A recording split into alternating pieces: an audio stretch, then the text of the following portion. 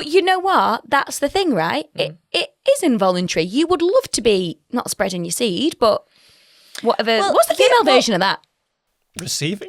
Receiving seeds? Spreading. Yeah. Yeah. Watering the plant? My mother said I shouldn't, with Sarah and Michaela. Hello, welcome back to My Mother Said I Shouldn't with myself, Michaela, a life coach, actress, and other things, and Sarah, who is a health coach. We are sponsored by RO Pictures. Hi, Cal. Hello. Hey, Cal. And today is my turn again. So are you ready? I am more than ready. More than ready. Prepare yourself. Feet on the floor. Ground yourself for this one. My mother said I shouldn't work full time and have children. Why? Because I should be looking after the kids. It's my role and responsibility as a woman. Why is it your role? Because, you know, I need to bond and look after them and the kids need that support. Which I do actually think. I shouldn't say it like that because I do think the kids need support. But why does it have to be me? Well, yeah. They need both their mum and their dad. Okay, wait a minute. I'm saying that I say they both need both their mum and dad. Both parents to be there to support. If people have two mums, two dads, whichever. But two people there to support is always a good thing. Yeah, so she thinks that I shouldn't work full time. I know that when we spoke about you know, other people who work full time and with their kids, she's kind of like, well, they should be spending more time with the kids. She's like, I spent my time with you. And no disrespect to the woman, she didn't have a job. She was a single mother. Yeah. She didn't have a job. You know, she was on benefits looking after us because dads weren't around and whatever.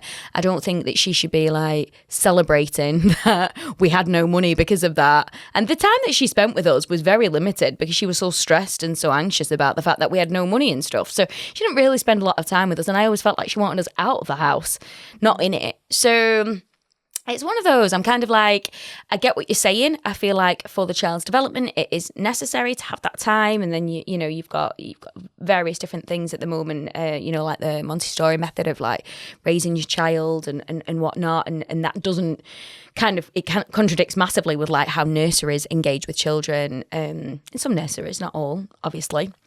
And if you want to be in control of that, you want to make sure that they're not using screens and they're not, they're getting choices. I was going to say, what is this? You're talking about a method. So like how kids, so it's a method where, so for example, my friends are doing it and they allow their child to kind of choose what she eats. They put it on a plate and she chooses what she eats, but it's all about raising the child's autonomy.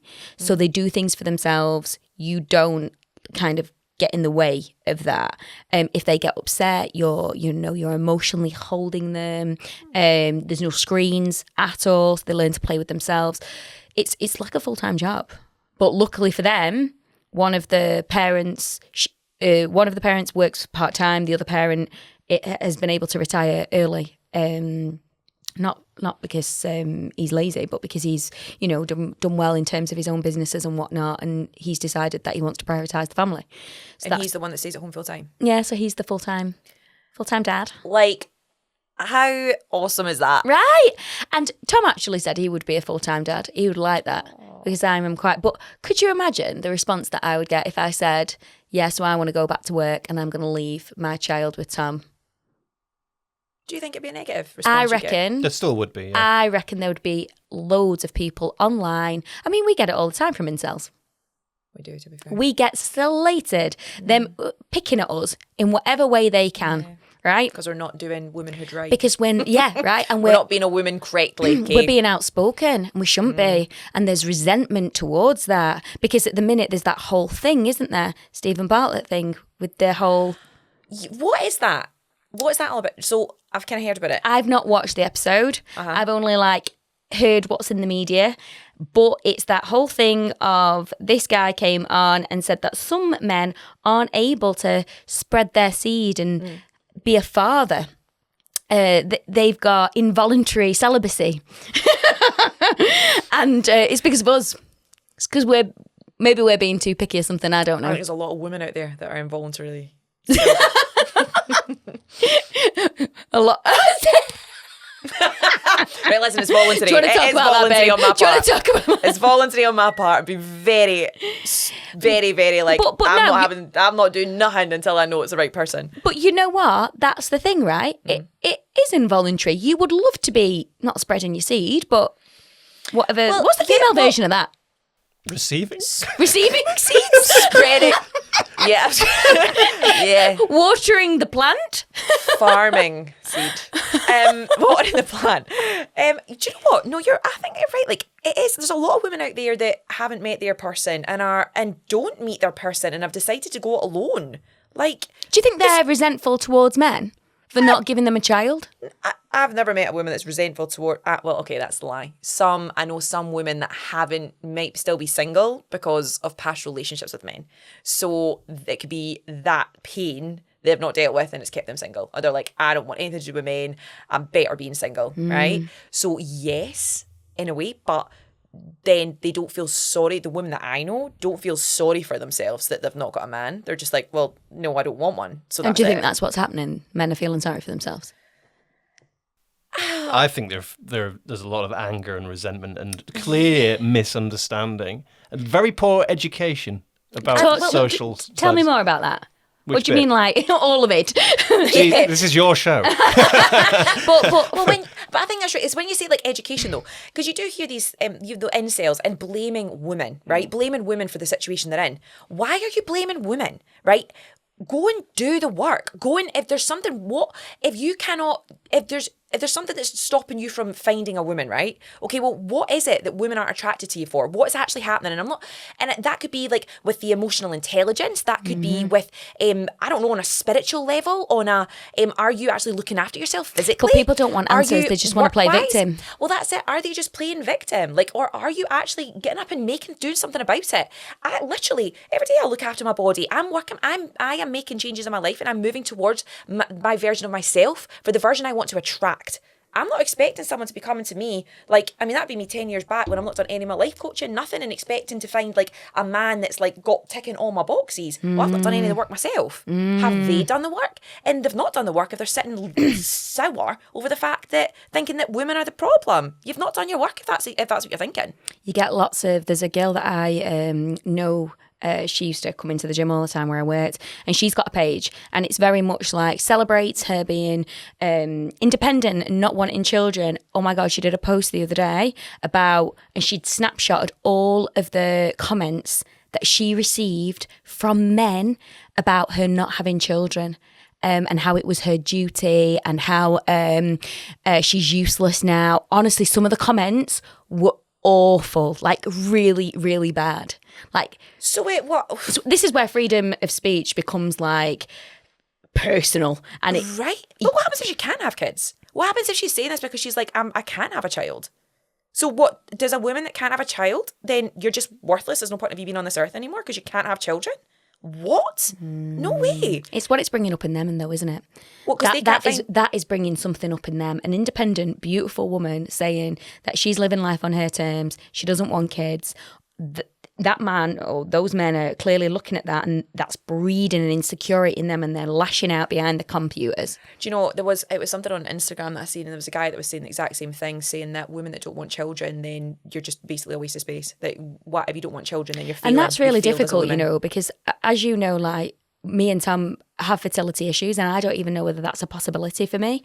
Like, so what does that mean? Does that mean that I am now useless in life? Like I have nothing to offer because I don't ovulate every month, and my system doesn't work as effectively as someone else's.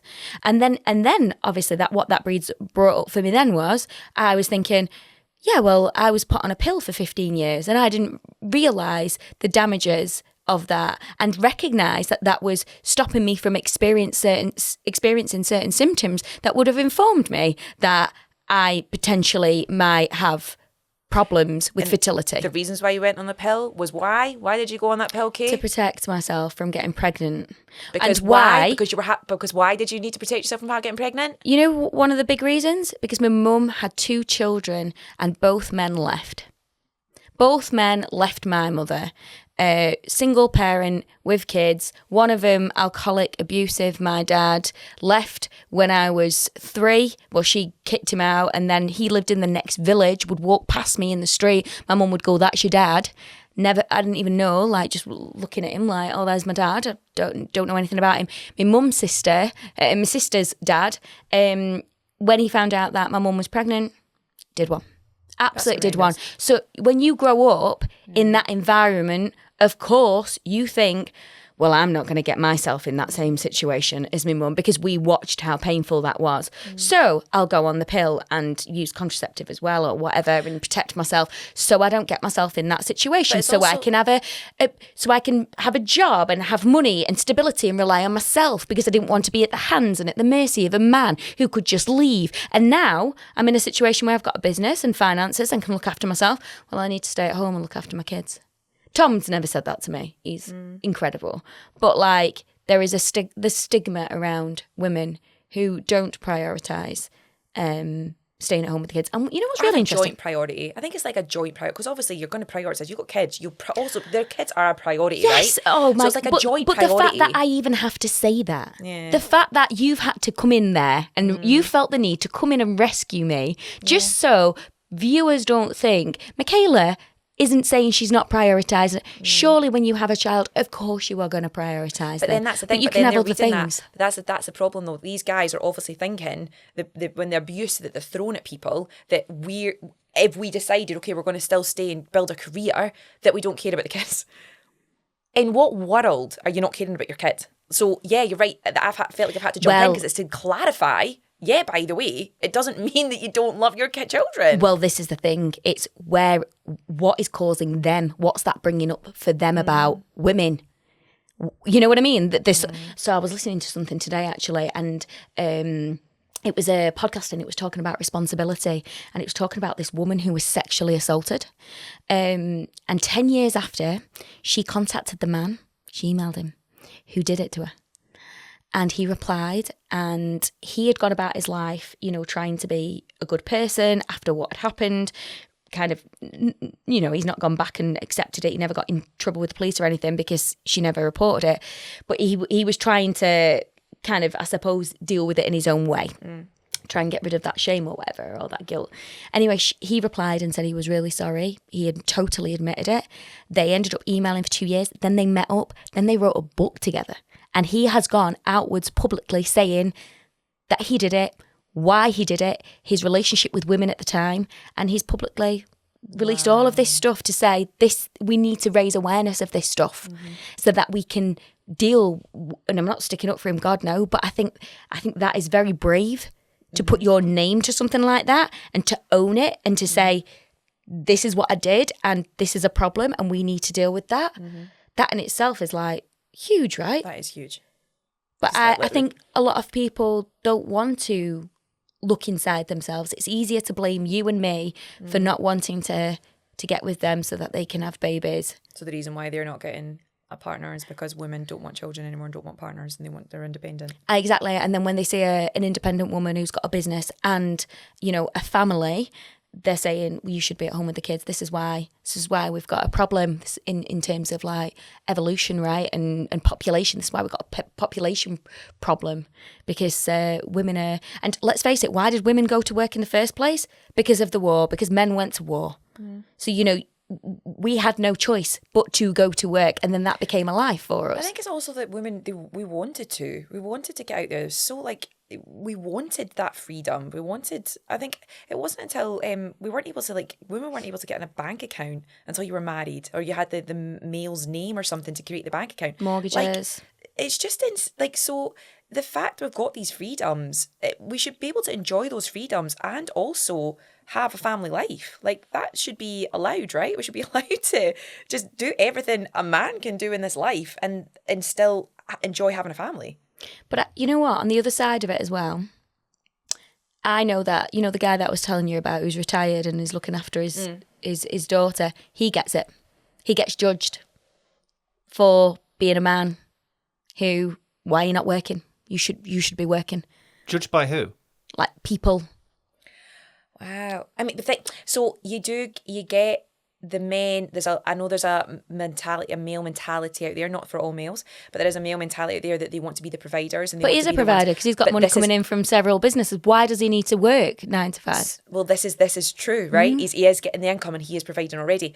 But then, I don't know, maybe you're talking about jealousy. Maybe the fact that there's people out there that are like, well, how come you get to sit at home and bring in all this money and I've got to go to work? I don't know. But then yeah, I don't know. How would you feel if you got up with it? Could you get with a partner who said to you, you need to stay at home with the children when we have kids? No. For the beginning, for the first part of baby's life, like for the first, like I'd say 9 to 12 months, like, yeah, I will be at home because I will be at maternity and all that. Like, if you're breastfeeding and things like that. 100%, yeah. After that, I know that I will 100% need to go back to work because or working towards something that makes me feel that I have that another purpose. I've got my children as my purpose, but also my own identity. Because I think I know people that have had children in the past that felt like they lost their identity just fully being a full-time mom, 100%.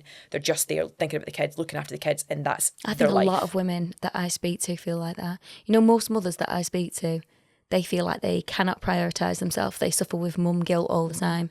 But they should always be putting towards the kids. My sister does that. Everything's for the kids. Like, but it's not guilt though, is it? If you think about it, mum guilt isn't guilt. Guilt comes up and shame comes up when we need to learn because we've done something wrong. That's not you doing something wrong when you prioritise your need to go and meet friends and your kids crying because you're going out. It's societal shame. It's societal shame, isn't it? But it's not. But it's not real shame or real guilt because that means we do. That's why we have those emotions. We have guilt and shame because we need to learn from something. We did something wrong. That's why we have them when we're children.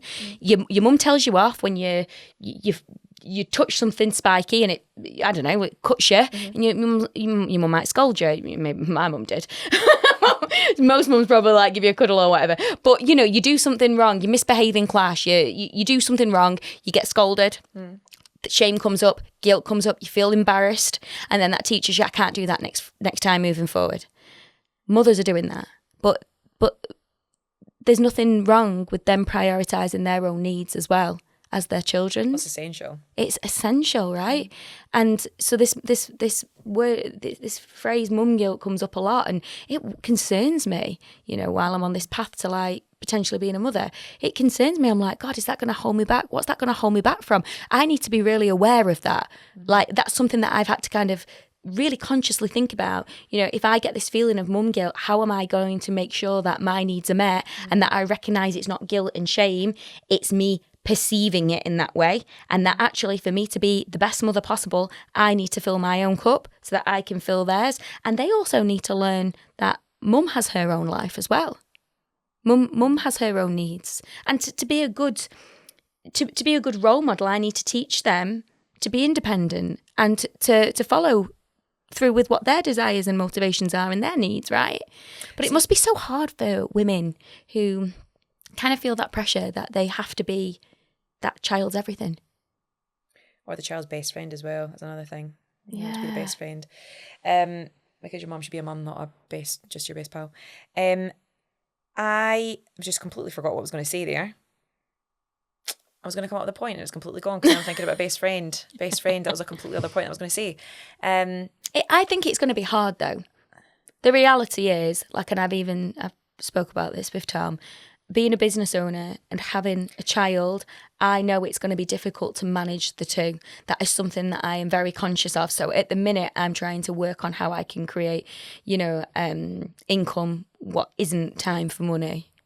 That's what I was going to ask you, because what does that look like for you guys? Have you discussed, when it comes so to we've time? already discussed, Yeah, and what does that have? Because I do believe on the other side of this that a child needs that that connection with their parents. So I'm not saying I'm going to go to work and then just put the child in childcare or whatever. But me and Tom have discussed that if there's a way that he can work during the day and I can work evenings, then that's what we'll do. So, and I can do that with my job. I can work in evenings, especially with the different things that I'm created and I have the house that's bringing me income as well. Like I'm a landlord now, so that's great. So there's money coming in. But yeah, so it's about having that conversation in terms of, okay, so I can look after the child during the day. And I've even said to him, I'm like, because he works from home, I'm like, we're very, very lucky that if I needed to hop on a call with a coaching client, he could take the child for an hour, things like that. You have to have these discussions, and you have to have a very, very understanding partner. Tom recognises, he sees that I love my job. I love it so much, and I think he knows that it would make me absolutely miserable if I wasn't a coach, if I didn't do that. But it is a concern. I'm not going to lie to you. I am thinking now of how I can create something that is going to, like an IP, so an intellectual property that I will be able to make money from, and it will remove the amount of time that I spend in my business so that I can have children and support us, because let's face it, the cost of living is absolutely ridiculous right now. It is so expensive. Like, I'm having the kids, my sister's kids, 3 kids she's got, I'm having them in February, and I'm looking at things that we can do. It's like 15 quid to go to a farm per kid plus yourself. Like £75 plus all the pizzas plus everything, and I'm thinking, God, my poor sister, I've not even thought about this. So then you're asking a question. Then it's like, if people are saying that you should be at home all the time with the kids, then who's bringing in all that money to support the kids then? Especially with mortgages these days and the interest rates and that how we've much got. you're spending, even like literally food shops. That's so expensive. Travel is so expensive. Everything is so expensive. You want to try and take the kids on holiday? How much is that going to cost you? So, is it even possible for a mum to stay home full time anymore? It's not possible Absolutely for my sister. can't. My sister and her partner, they both have to work. Right. They're amazing. They do really, really like work together to make it work and give those kids the best of everything that they possibly can. Like, my sister takes Fridays off, so she's working 4 days a week. But I don't know how she does it. She has 3 children. She's waking up, dropping them off, going to work, working from home, picking them up at 3, going back to work. Cooking their dinners, and then a partner gets home because he works really long shifts. He works in care, and he's a manager in the care systems in care homes for children with behavioural issues and stuff. So they're both like, so stressed at work, really working their bums off to give the kids everything that they can. And this is the thing, is the argument there as well that I've heard from men is that if the woman is at home looking after the children, right? And if they're having to work, if they're working full time, then they come home and then the woman's handing the children to the man, right? So this is where I think this is where it kind of gets a little bit tricky and muddy, right? If the woman's been doing full time during the day, he's doing full time during the day, he's coming back, right? Who's supposed to then take over the kids? They're both stressed, aren't they? And they're both coming from their own Knackered. experiences. Yep. Both knackered.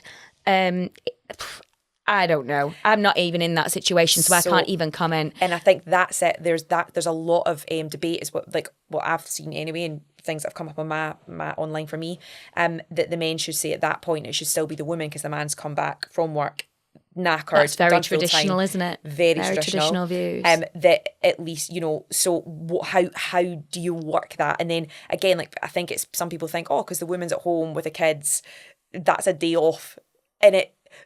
But there will at 100%. There's men that absolutely, and I'm not just saying just that. I'm not. Yeah. There are people out there with that opinion that it's like the woman's at home, and even people that I know that have had children, it's like, well, that's your, if you're off, you should be making the dinner and everything. If I have a baby, right, especially within the first year, I mean, am I going to be able to clean up, keep everything tidy, make a dinner for when the man comes home? I don't think so, because I'm trying to keep this child going, as well as being utterly knackered myself. And physically, if you're breastfeeding and stuff, how exhausting that is. Like, and then you're expected to be a cleaner and a cook at the same time. It's not, and so I think this as well, it's like people understanding that it isn't a day off. It's not that you're just not working and you're getting to chill at home. It's never a chill. But the women that I've seen that have had children, they are knackered, they're exhausted, and I'll speak to them and I'm like, how are you even surviving? Also as well, we've not even spoke about like the mental implications of that, like being at home with a baby and not speaking to anyone else. I've got one particular friend that brings it to mind, and the reason she's obsessed with her child, loves her child, but she says it drives her crazy.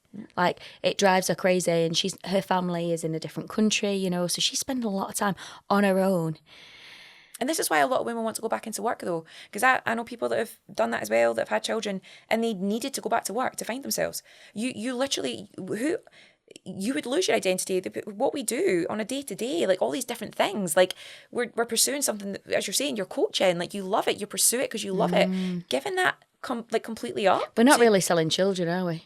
No wonder women. No wonder women are denying these men. spreading the Children- seed. Do you know? But children are hard work. Children Yeah, are hard we work, need to and it's understand the realising reality. it is exactly. It is the reality. As in, it's not super easy. People that do have a load of money and they've got a load of help, okay, it's easier for them. But for your average person, it is very difficult. And you have to have these discussions. The guys at work the full day, the mums at home doing a job for the full day. What does that look like in the evening? Like it is so tricky. And women, yes, children do need, and also come back to the women. Children do need their mums, they need their parents, whoever that is, to be there to give them that emotional support and that love. But I suppose how much? I suppose that's the question. Like how much do we say they're supposed to be there? What for the first however many years is important to be there? Like what full time is that? Like statistic or something? We're supposed to. Someone's came out that it's healthy for the mum to be there full time for the first 3 years or something. Cal, did you mention something about the first 5 years are the most important or something in a kid's life? For mental development, the first 5 years of a person's life are the most crucial in terms of the formation of all the various components of the human mind. Kale will know a lot about this as well. What does that look like though? Does that look like a mum being there full time for the child then? Is that... I don't know about the reports when it comes to... See, it would be nice to get a statistic. All I know is that child needs to feel safe in an environment where it can learn and grow and whatnot, and whatever that is, they need to feel like a connection and bonding. And they do say that a lot of, the mother's bonding is like the strongest, isn't it? Like, especially when it comes to breastfeeding and things like that. But I don't know too much of the science of like when the baby is initially born. You can only presume, because they're helpless, that those first couple of years for bonding are, but whether that's a male or female, I don't think it goes both ways. Matters. It goes both ways. So as long as I've got that loving parent, right? But you think about, so in Belgium, my friend, she's just had a baby in Belgium. They only get 3 months off. 3 months. I don't 3 months think maternity 3 pay. months. That's because you're still healing. You've hormones are everywhere. Like that's intense. That is intense. Right. Like. So in a situation like that, then you've got women maybe want to have kids, but they don't feel they can do because 3 months is nowhere near long enough to be able to get. But even here, I think the reason I've not had a child is because I've watched my sister struggle with 3 children, do a banging job of it, but struggle, and it's made me think I need to be financially very secure. And what world am I bringing them in? This is the other thing, you've got these people online or whatever saying that women are responsible for men not being able to spread their seed and have babies and whatnot. But we're not even like dealing with this issue that the world is changing massively right now. And for me, that brings up a lot of fear in terms of what am I bringing?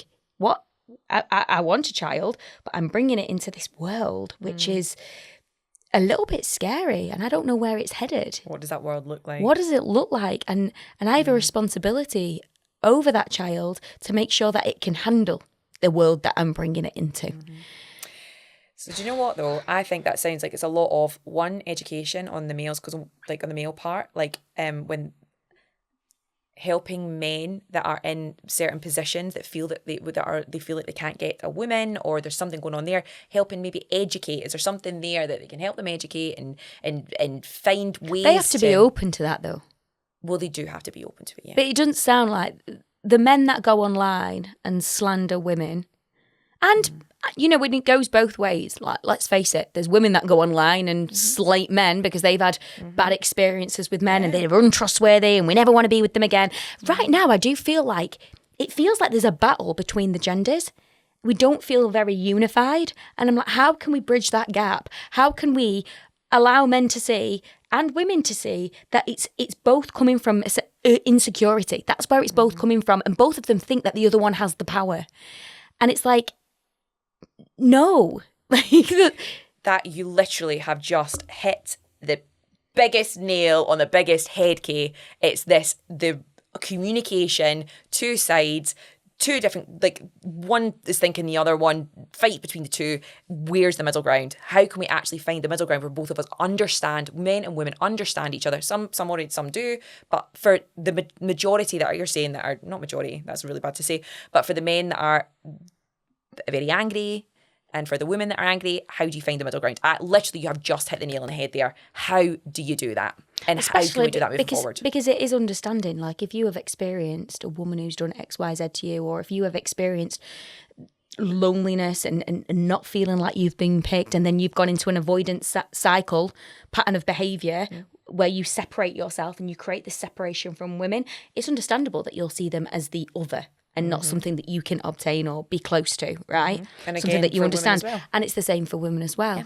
You know, and this isn't just men who experience that. I'm sure there's plenty of women out there who have also experienced being. I remember when I was at school, I felt rejected. I felt like the last one picked. I felt like the one that wasn't good enough and was never going to get the guy.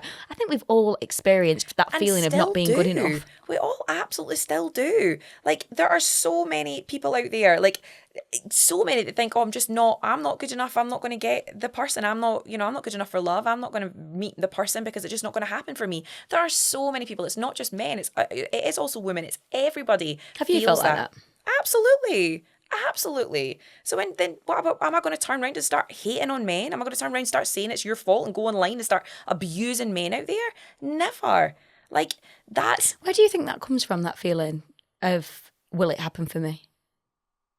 I think it's you. It comes from my past relationships. So this is the thing, I've worked through a lot of work on myself. So my past relationships, it comes from, I think now when I'm at this age, the people that I'm meeting, I don't know, like there's a certain thing that I want to feel before I settle, and I don't know if I suppose sometimes in my head I think maybe that might not be out there for me. There's a thing that's quite funny, there's a comedian that's out there that says, I'm out there, I believe in love, I believe that, I believe in love at first sight, but as years go on, the more I think about it, I think my soulmates died at birth. And literally, like, he says it a lot more funnier. But literally, when I read that, I was like, because it does sometimes. You just think you don't know. You don't actually know. So, but it's sad that people with that are turning around and then Tom blaming said he other thought people. That. Did he? Tom thought that he wouldn't get married. I said, when did you think that? And he said, just before we got together. He was like, I thought, no, it's not going to happen for me. So many people are out there that think that. So many men and women. So it's just these people that are turning to hatred with it. Like, God, you know what you're I not did, alone. Though? I did not think that. I was like, I'm going to find my man. man. Find your person. But I think it's also just like, do you know what? If it happens, it happens. If it doesn't, it doesn't. Yeah. Like, at the end of the day, you can't force these things. And but I think you need to find happiness in yourself. And that's what it's like, building up and becoming the person that you would want to attract. And I think that's what I would say to the guys out there, that if they are feeling hatred towards women in that sense, like, go and be the person that you want to be. Do you think they know that they feel hatred towards women? Do you think they're aware? Like, do you think if they're listening to this now, spouting, but if they're listening to this right now, do you think they're sat there thinking, that's me? Or do you think they're sat there going, these girls don't know what they're talking about? Probably that. These girls don't know what they're talking about.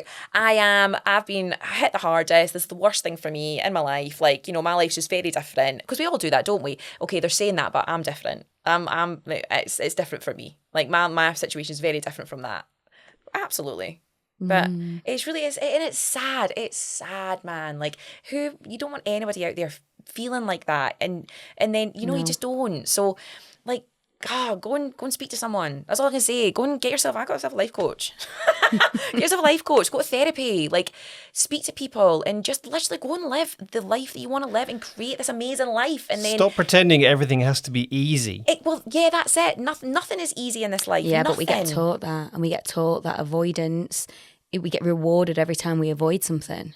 So every time they avoid asking the girl out, every time they avoid flirting with the girl, every time they avoid a difficult situation with a female, and we're just pinning it on this right now, but it's with everything, you get a sense of relief, and that reinforces the avoidant behaviour. That's why we've got so much anxiety in the world right now, because we are in a position in life where we do not need to leave our homes. We can get Uber foods, we can get Ubers coming to our doors, we can get shopping to our doors, we can get Deliveroos, we can get Amazon parcels. We do not need to leave the house for excitement. We've got PS2s and 3s or whatever they're on, I don't know. Fives. We've got Xboxes, we've got VRs, and do you know what I mean? Like, we've made life so accessible in so many ways. We can choose to avoid and not have to face the discomfort of anything.